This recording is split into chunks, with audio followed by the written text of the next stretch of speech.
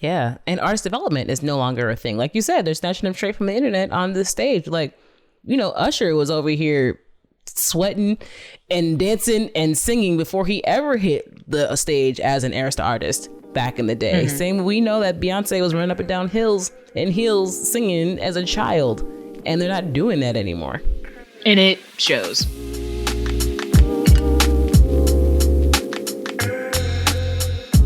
Hello, everybody. Welcome back to another episode of That Can't Be Right, a podcast about structural wrongs, cultural oddities, and wild opinions. I am your host, Ryan Rogan, joined by three-time guest club member, Lesley Gwam. It's kind of like the 5-time club or whatever it is on SNL, but slightly lower budget and more black people. But first, follow along at TCBR Pod on Twitter, Instagram, and TikTok. Donate at TCBR Pod on Venmo, if so inclined. Gotten 2 donations so far. Thank you. You've paid for my hosting for a few months. Lesley is, of course, back to talk about music. Lesley, welcome once again to That Can't Be Right. Thank you for having me. I will not leave. It's more of the situation that's going on here. But it's fine. You love me. We have several episode ideas. Tribe Called Quest, Mariah Carey. So there's more to come. I'm your correspondent for music events that happened 30 years ago. Because you were there. Yes, I was. So today, what are we talking about? What is Lesley back to talk about? Sisters with Voices, known to most people as SWV. Lesley, who are these Sisters with Voices? Are they actually sisters? Nope. They were a group from the 90s, so that means they were just black women who were cool with each other. Back then, called each other sisters, still kind of do. Surprisingly, it's sisters with the ER, because fully expected to be an A for like the longest time. Mm-hmm. 3 women who can really sing from New York. Coco is the lead singer, but Taj has a beautiful voice. So does Lily.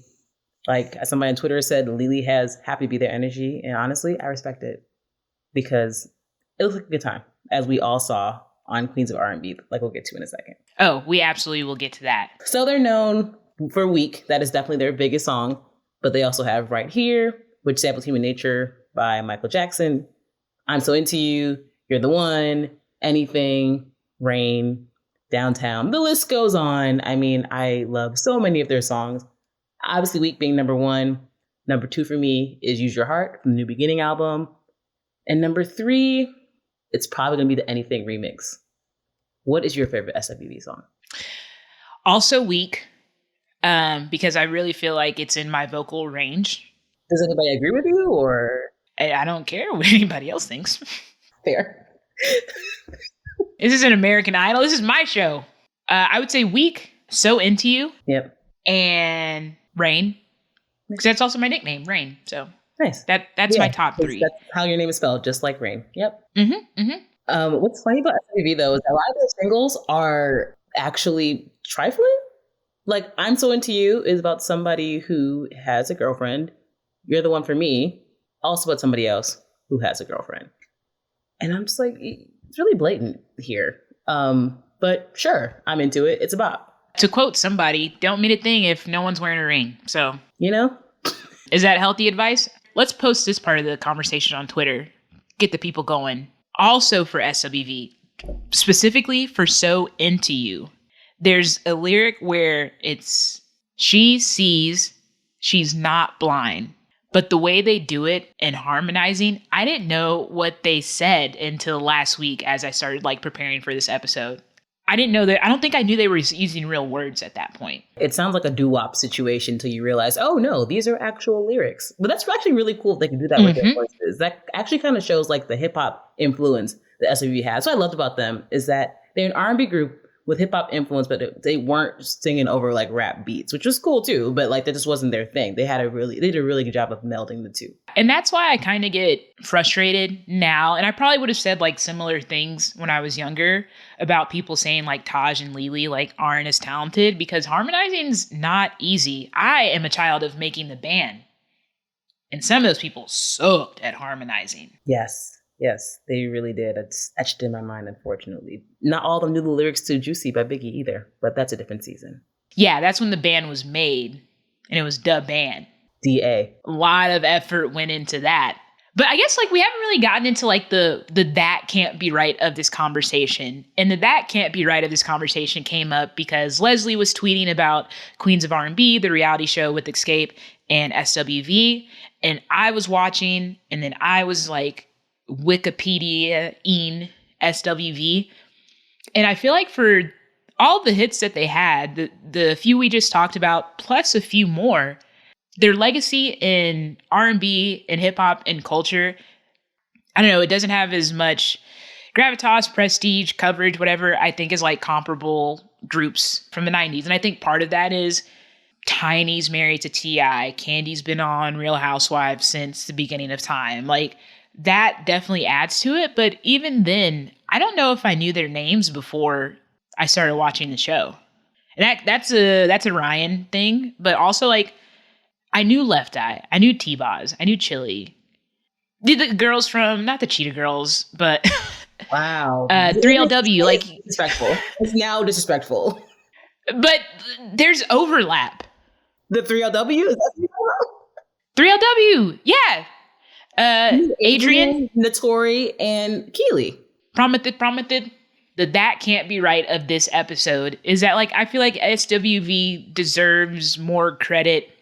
And I think they're finding that now as a result of the reality show, which they deserve more credit like for their talent and voices. But like I also am pragmatic about it, I suppose, and recognize like, hey, if this is what it takes to get them in front of an audience and to get people to know them individually and personally so that they can continue putting money in the bank, I'm all for it. And speaking of which, do you know that Taj won Celebrity Survivor like a few years ago?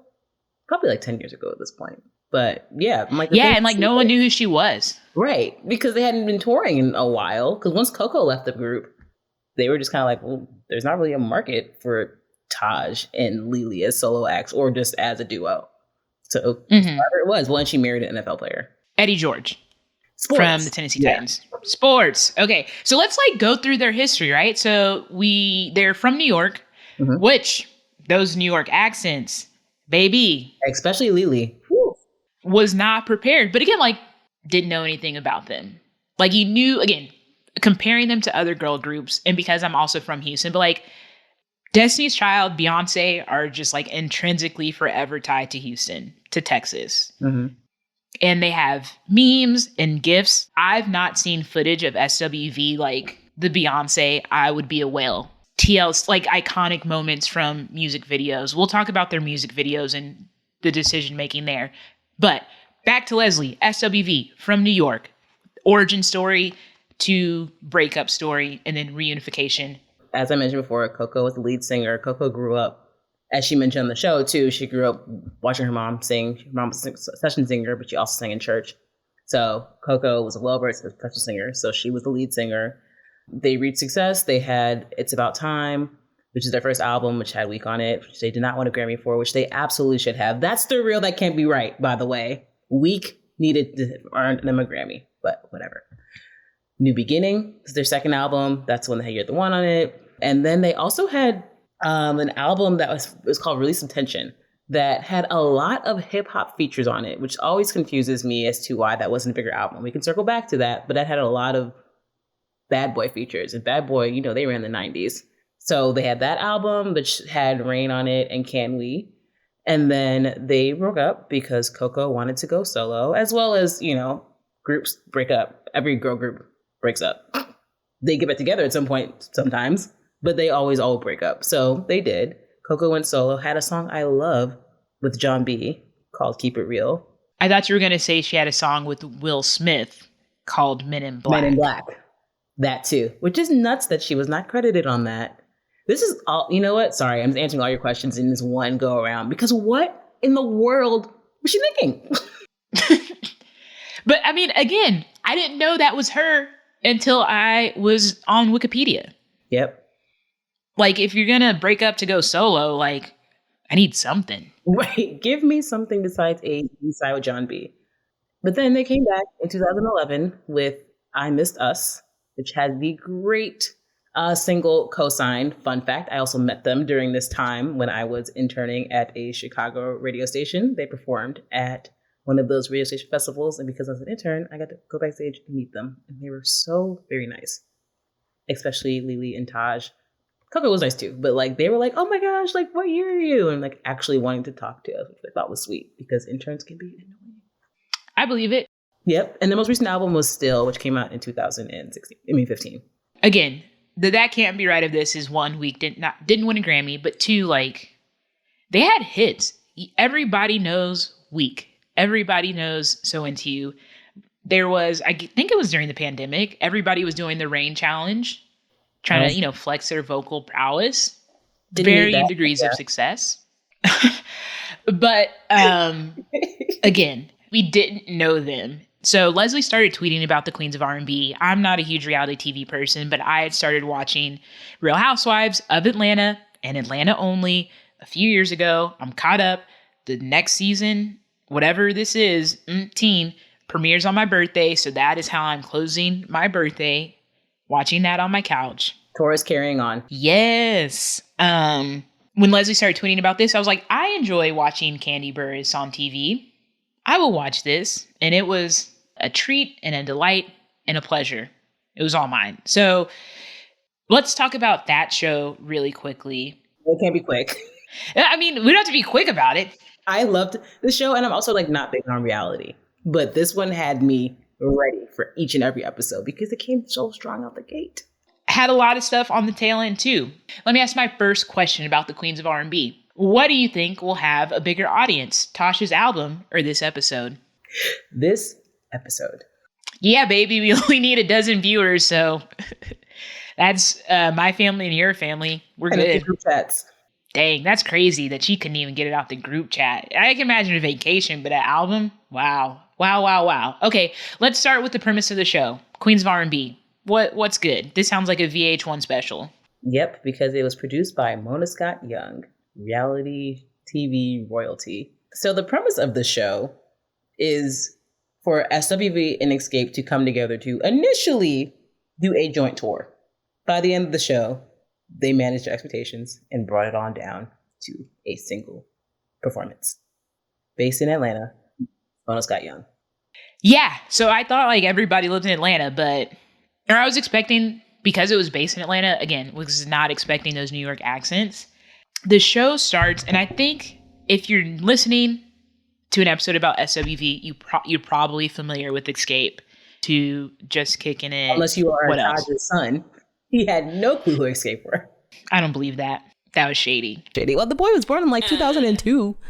But still, like, I mean, I guess if your parents weren't like part of the world as you were growing up, like they weren't in the mix, it kind of makes sense. But still, Candy Burris, who would go on to win Grammys for songwriting with different artists, also did a gospel album that sold much better than Paper Straw certification, RIAA. I'm not a Tasha hater, but like the way the show played out, she looks crazy. Queens of R&B, they're supposed to do a tour. They come together and it's like they have these big ambitions. I want horses. I want waterfalls. I want pyrotechnics. I want fire. I want a baby to fall out of the sky like the resurrection of Jesus. And then SWV is like, no thanks. Pretty much. It was very interesting to see like the differences in personality. That was my favorite part, like watching them cut from Xscape to SWV. It was like polar opposite. Like Xscape is fighting over family members stealing money from each other, and then SWV is like, I want my son to go to college. Right. Like that was a major conflict. She wants her son to go to dental school. You can't make reality TV shows with people who have been through it and have common sense. Yep. It's not fun to watch because they're not going to argue with you. We would be terrible reality TV stars. We would be so boring. It would be this. It would be this for an hour every week. Y'all want to go do something stupid? I'm going to go sit down. I don't want to be here. Oh, y'all are 2 hours late? I'm going to bed. Y'all want to wear what? No. I live in athleisure. Do they sell that at Costco? I'm not interested. And so that's why it was good to have the juxtaposition of SWV and Xscape, because Xscape was just like, it was a crapshoot if everybody was going to make it to rehearsal, if they were going to be talking to each other when they got to rehearsal.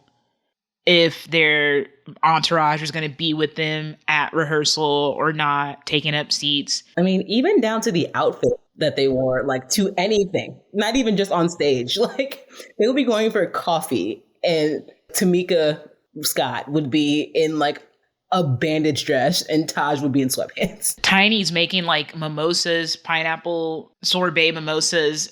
And Lily's like, y'all want some scrambled eggs? Not even like fried or poached. Both of those scenes were actually very unhinged. Like, I'm sorry, I have to go there now. Because, Tiny, why are you putting ice cream in this alcoholic beverage? And Lily, why are you using Kraft singles on these eggs? Like, I just don't understand. Hey, not too much on Kraft singles. And some eggs, American cheese and eggs, when done right, can't beat it. You can't beat it. She could at least had some regular plates. Those were paper plates. But that's what I'm saying. It's like they are like the first season of Real Housewives of Atlanta, where people would go on camera without a full beat, would go on camera in like their house clothes. Yeah. No one's coming out if it's not brand name anymore. Which, whatever, it's reality TV. It was never like real. But yeah, it was very crazy. So in conclusion, hopefully it's not a spoiler that they're not going on tour together. What happened? What's going on with the Xscape right now, Lesley? They're now performing as a trio because Tasha decided to embark on a solo career. And as we've discussed, she released a solo album that she's supposed to be promoting. Normally you drop an album, you promote it, but I think the terrible press from this show has her pulling that back a bit. But yeah, if you see Xscape, Tasha will not be there. Okay, so let's I think we might have like kind of glanced over the terrible behavior. The $30,000 elephant in the room. Hit it. Within, I don't know, the first 2 episodes of this season of this show, we learned. Which is only 6 to 8 episodes. That as well. Mona Scott did that. I'm sorry. Miss Young, we speak your name. We speak your name, Mrs. Young. Yes, credit to her. But there was only so much you were going to get out of SWV. This is true. Xscape wants to do what? No, we're not doing that. Next. Okay, Tasha, what happened? First or second episode? First episode, Tamika Scott. I always say Scott because Tiny's real name is Tamika as well, but nobody calls her Tamika. So Tamika is at her mother's house and her sister, Tasha, is also there. Can't remember what incited this at all, but she starts yelling and goes, "But when Tasha and her husband stole my money, you didn't say anything," speaking to her mother. And Tasha is sitting on the couch. Ain't nobody steal your money. Tamika's like, "Yes, you did." And she's screaming and pointing. And at this point, her mother kicks everyone out of the house. The camera crew, Tamika, and is like, "Get out, get out, get out." And she's like, "Oh, you stole my money, blah, blah, blah." And she's angry. The great thing about this show, too, is that there's a lot happening on the internet at the same time. So this episode airs. Tamika then goes on the internet and shows the receipts where she claims. So allegedly, her sister took her publishing checks that she got from Sound Exchange and forged her signature and took the money and put it into her own account. And she was only made aware of this after Tiny's mom, who seems to be the 5th member of Xscape, called her and asked her, "Hey, did you get your money? Because Tiny got hers." She's like, "What are you talking about?" She calls the Sound Exchange people. They inform her that, "Hey, we actually sent you checks. Here they are. Here is like the signed version of your checks." And she notices that the address is her sister's and that the signature is forged. And so she's like, "Oh, like that was her and her husband." And that was like the ongoing storyline there that still's ongoing. She didn't press charges because she doesn't want her sister in jail, but that was the through line there, and that was the main source of beef. Not that there wasn't any other beef, but that was the main one. That was the main one. And it was a while to see, going back to Real Housewives, mother figures on reality television are very interesting. You have Mama Joyce, who tried to attack a woman in a bridal shop. You have Tamika and Tasha's mom, who, claimed to be the 5th member of the group and talked about all she did and sacrifice, but also like did not listen to her daughter when her daughter was like, no, your other daughter definitely stole money from me. Let's talk more about Tasha. I don't know if you would call her a gospel artist if no one has heard the music, but she has released a gospel album. I laughed so hard in the mic. I did not mean to do that. Tasha has an incredible voice. She's so gifted. No doubt about it. So annoying. And the thing is, Naima Cochrane is one of my favorite follows on Twitter. Cochrane, I'm not sure. I'm sorry, girl. She was like, Tasha's issue is that she's entering her hot girl era because Tasha has lost a significant amount of weight since Xscape's heyday in the 90s. So she's entering her hot girl era while also beginning a gospel career. Now the juxtaposition is pretty large there. There's that going on. In fact, in addition to the fact that she's accused of stealing thousands of dollars from her literal sister. Interesting figure that one is. Her throughout the series was annoying to me because her group mates, they constantly called her out because they would be like, Tasha, we're confronting you about X. And she would just kind of sit there looking dumb. Yep. And then say, I have to leave. Because she had to consult with her husband about everything.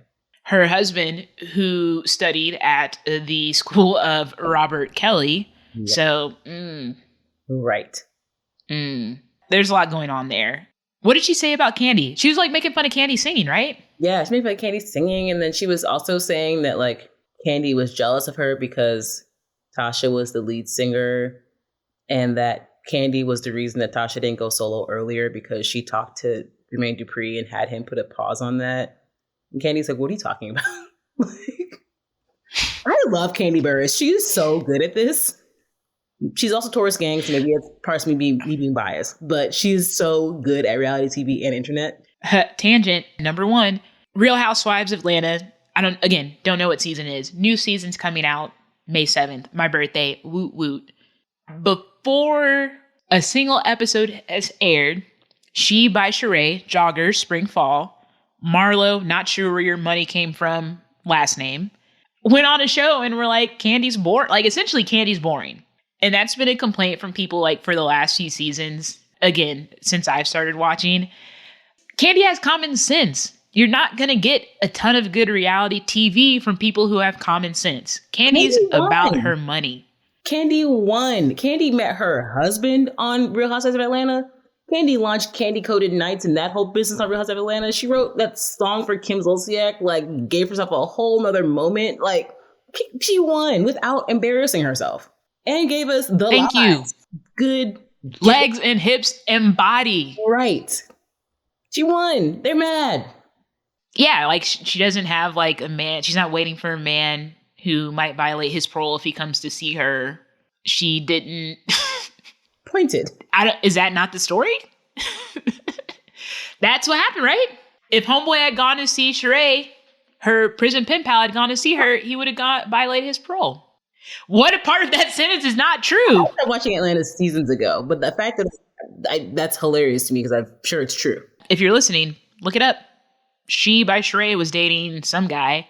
They were gonna like meet halfway or something, and he didn't because like if the cameras had been there, it would have been a violation of his parole. But yeah, like Candy hasn't embarrassed herself. Most important, her man hasn't embarrassed her. Yes, that is the most important because that's rare. Tangent number 2, embarrassing men in Real Housewives history. Peter. Yeah, Peter for sure. Peter Thomas. Apollo. Ooh. Are they tied? The number 1 spot? This will just have to be another episode. You know what? I'm going to pitch it to Carlos King. Most embarrassing men in the Real Housewives franchise. Prison Bay.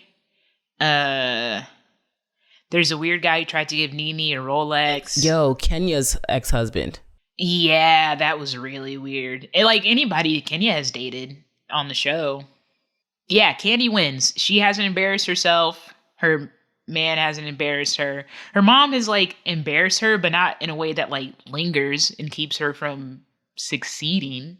Like it didn't stop them from getting married. So everybody was coming for Candy, her group mate, her castmates for Real Housewives of Atlanta. But ultimately, Xscape like you said, currently touring as a trio while Tasha works on her relationship with the Lord. I wish them nothing but the best. And then SWV is going on tour with Jodeci. And Drew Hill, I think. I feel like Tiny and Lily give the same energy. We are here for a good time. But I think that also makes sense, especially for Lily, because she told her story how, it got really bad for her after the group broke up. Again, because they didn't, and we can talk about that next. It doesn't seem that the studio or the record label they were working with at the time developed them into fully formed personalities that people could connect with.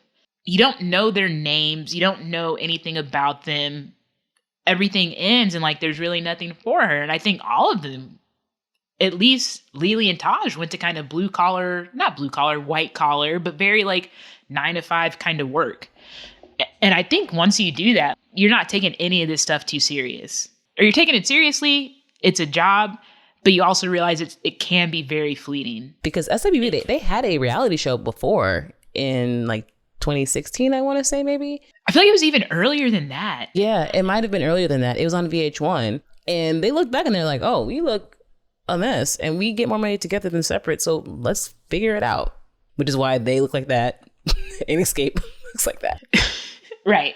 Yeah. So it was, if you haven't watched it, we've kind of spoiled it. Sorry, there wasn't a spoiler alert. There's been enough time. Yeah, but if you're not on Twitter, maybe the stuff didn't rise to your plate. But it's still a really interesting watch, getting to know the cast. Who is your favorite member of Xscape? I think I know the answer. And then who is your favorite member of SWV? I think I know the answer to both of these, but you gotta give the people what they want.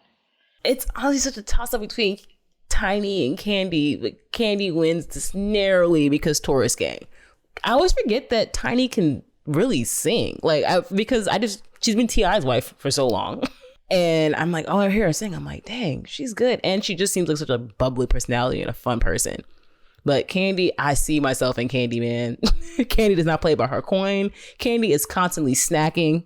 Candy does not. She was like, what is all this cute stuff? Bring me wings. And next thing you know, wings appeared. She writes her own music. Again, her man didn't embarrass her. She has a cute kid. It's like Candy, but by a narrow margin. So in SWV, it's Taj. I love a same calming energy. And I think she has such a gorgeous voice. I wish I would have heard her sing lead more often because, again, in Use Your Heart, she sings on the bridge. And I was like, oh, man, I would love to hear more of that. Mm-hmm. How about you? I will say Candy. Tiny, second place. And I think I sent you the screenshot I took of Tiny in the SWV, or not the SWV. I sent you the screenshot of Tiny in the SUV. She needed a booster seat. For real.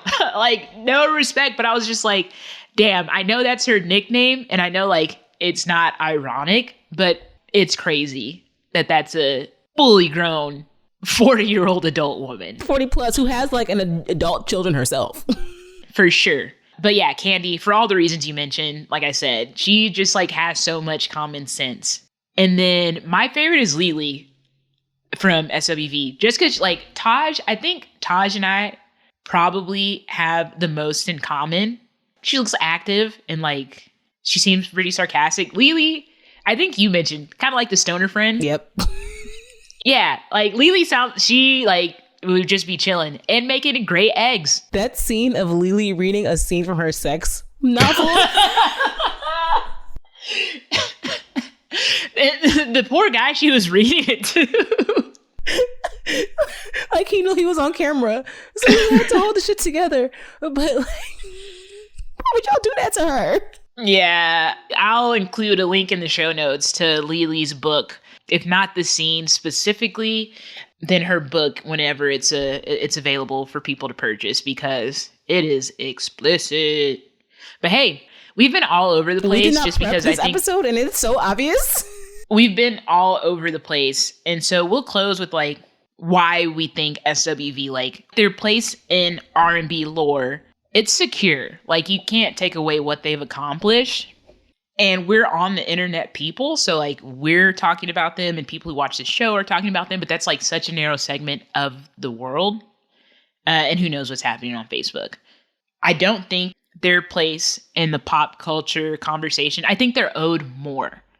And I guess in short, or like what now we can talk about is like why they don't get that credit. And I think I'll offer my hypothesis. I think, as we've mentioned, they weren't like developed as individuals. You didn't really get to know them. And it's like, it's hard to get to know people, but you knew, and obviously bigger, but like the Jacksons, you knew Boyz II Men, you knew Xscape, like as their contemporaries. You didn't really get to know them. And also, number two, their videos sucked. So bad. Their music videos were bad. Like Weak or Right Here, Human Nature Remix, like those outfits are pretty iconic. But like I watched the video again in preparation for this and just like I was on a kick. I sent it to you. It looks like a Free Willy fan edit. It's not good. Go watch, y'all. It's not a good video. It's like you hear Coco and then like there's just a killer whale popping on your screen. And also like Weak had the boxing theme because why? There was some fencing in one video. And then the outfits were pretty terrible in the Can We video. There was like a lot of leather and hats happening and it was just kind of distracting. TLC in those silk pajamas doing this, iconic. Everybody knows that. Yeah, like you remember that. So there were opportunities, and I think I just hate that like we don't have that from them. And maybe there were iconic interviews and stuff that we missed or like, you know, haven't made it to the internet to be like GIFs, which is, I think, one way like some people's career gets extended. There's a Nene reaction for every emotion. Everything. There's even like Michael Jackson ones. There's a clip that recently came out of like Michael Jackson like firing somebody like mid-set. Like, and he's like just singing the guy's name, Brad. Like, yep. You don't have those moments for SWV, and it probably like mismanagement or whatever. But what do you think like of SWV's legacy? Yeah, I mean everything you just said. Like I think, like you said, I think that they are left out of the canon and they shouldn't be. But I also think it's because I don't think they ever crossed over. I've never asked a white person if they know about SWV, but I feel like a lot don't compared to those who would know TLC. I feel like if not for reality TV, TI, I feel like Xscape and SWV would be on the same level of like quote unquote cultural relevance. But like you said, Candy and Tiny went on to have these careers on VH1 reality TV, and Tiny married the hottest rapper of one of the hottest rappers of the aughts. So their careers were extended and they were able to create a whole new fan base based upon that, which also came up on the show. SWV didn't have that. And like I said, I don't think they ever made a true pop record. Unlike, like I said, like your TLCs or even your En Vogues. Like En Vogue managed to cross over with What's It Gonna Be? So SWV never had that moment. And I think that's also why they're kind of typically left out or entered into the conversation too late. And I hate that for them, but I'm glad to see they're getting their flowers now, like in preparation for this interview. And you might be like, what preparation? They've gotten like a lot of stories in different publications, like Elle, Vanity Fair, maybe Vogue, Billboard. Like they're having these conversations. Lily has Twitter fingers, which again, the Bronx is just hopping out like every 5 seconds. This woman. They're getting a chance to tell their story, and I'm happy for them. And like we're having this conversation. If you had asked me last year to do an episode about SWV, I'd be like, ooh, I don't know what to talk about. So I'm glad they've gotten a chance to tell their story. I'm glad they are getting a chance to go on tour, like hopefully in a more like professional working environment. Do you feel like we got to know them during this show, like on an individual basis, like the way that you hope we would have back then? Or you wish you would have back then? I think so. I think it changes because their stories now revolve more around like their family, right? Because they've done this before. Again, they're not all bright-eyed and bushy-tailed by like the prospect of this. Like they want to, they care about their family and like want to see them succeed and like take advantage of what they've accomplished to like send their kid to dental school because they didn't have that opportunity. So you're getting to know them. I do wish like you had the chance to get to know them like pre-motherhood. Yes, because Coco sounds like she was a riot. They would have been hilarious. Lily told a story on the Breakfast Club about how she was dating like Ed Lover and he was cheating on her. So she like smashed his car up and then went to Coco's house and just like spent the night. That's what I'm saying. Like we have Left Eye burning down Homeboy's mansion. That's a funny story. Like you have Left Eye's mugshot. You don't have Lily's mugshot. Like even those things would have added to their story and added to their cultural cachet, as you will. Ooh, it's a podcast. You got to use those little buzzwords. Yeah, and I like all of that would have added. So like it's fun to get to know them. Again, I didn't really know anything about them before watching the show, and then have been like actively seeking out these articles and like stories about them and watching videos. Like they did Genius. Oh yeah, when they were harmonizing. Right, and they're doing that live. Let's go on one more tangent. I think today's artists get on these big high profile stages and flop because there aren't as many avenues for them to like perform in like relatively safe settings. You're not really going on morning shows. There's no BET. There's no 106 in Park. There's no TRL. You're going straight from TikTok to tour, TikTok to Grammys, TikTok to whatever high profile stage. You're not that guy. Yeah. And artist development is no longer a thing. Like you said, they're snatching them straight from the internet on this stage. Like, you know, Usher was over here sweating and dancing and singing before he ever hit the stage as an Arista artist back in the day. Mm-hmm. Same, we know that Beyonce was running up and down hills and heels singing as a child, and they're not doing that anymore. And it shows. Absolutely does. I love laughing with the internet, but I wish like those people had the chance, like before they crash and burn in a live performance, to like test their metal and figure out what works for them live. Because I mean, you hear them on the Genius video. Again, we'll try and include a link to the show notes. Impeccable. And I I joked about singing. I can't sing. I can't harmonize. I can't nothing. There's nothing. This is as melodic as my voice will get.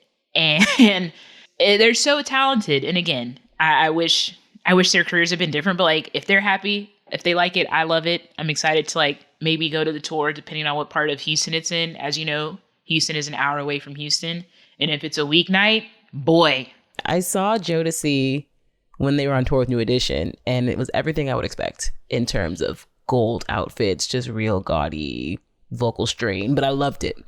And then there's also going to be Drew Hill will be there, and I've never seen Drew Hill. I've seen Cisco, but I've never seen Drew Hill, although I'm not sure who will all be there. Something tells me it's not going to be the original Drew Hill, but I'm down for a good time. I know it will be the original SWV.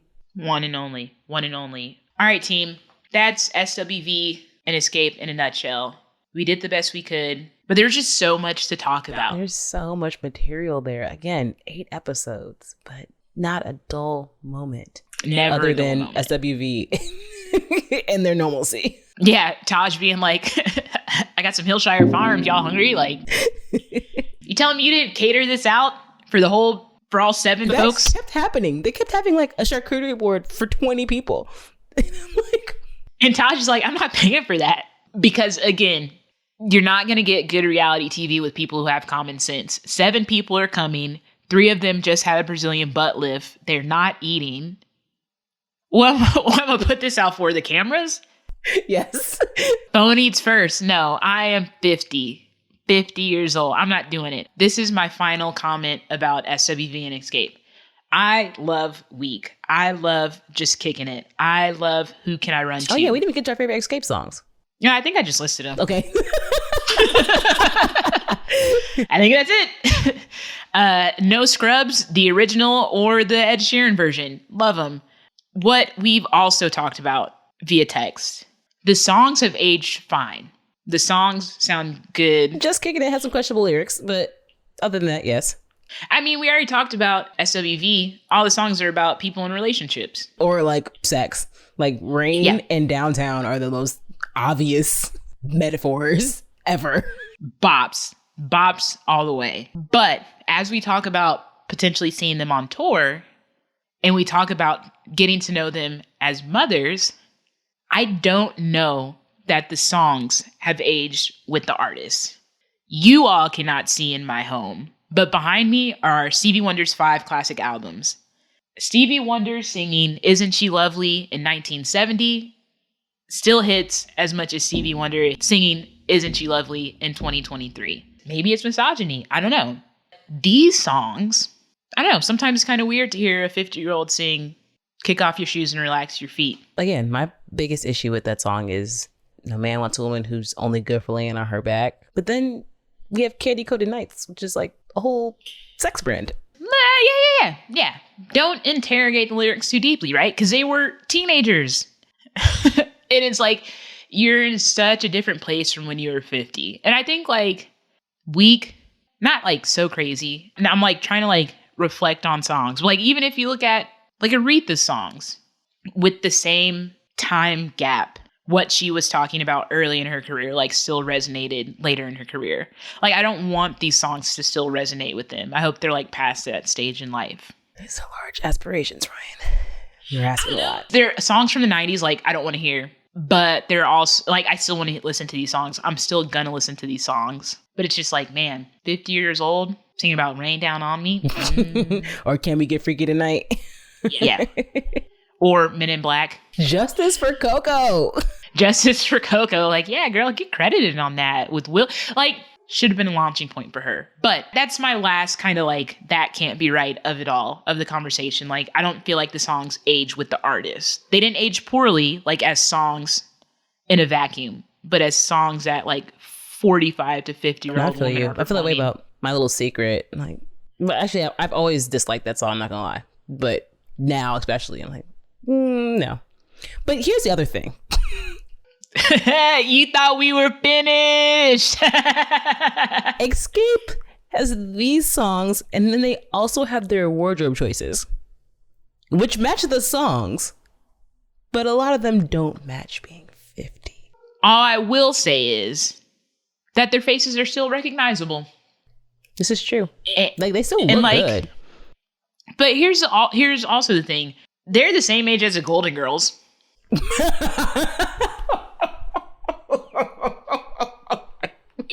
And that's not a dig at them. That's just like, that is my commentary on like how evolution of people, age and dress has changed in the last 30 years or so. Yeah.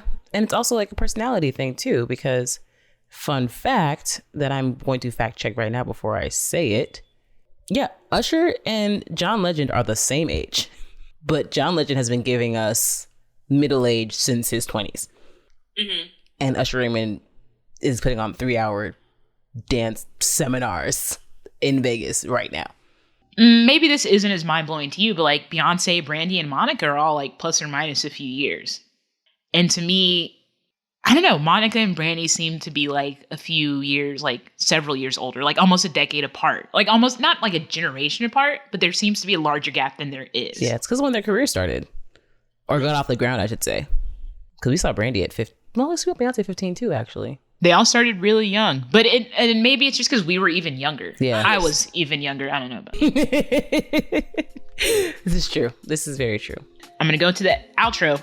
Anything else? Stream It's About Time, New Beginning, Still, and I Love Us by SWV, and as well as Xscape's albums, which I can't name off the top of my head because they're not my favorite group, but they're great. Thanks for listening to this episode. We did a great job on everything. Again, at TCBR Pod on Twitter, Instagram, and TikTok. If you could leave a 5-star review, one for every time Tasha walked out of a rehearsal for no reason. At TCBR Pod on Venmo. All right, team. Thanks for listening. Lesley, let me know when you're ready to come back. Anytime.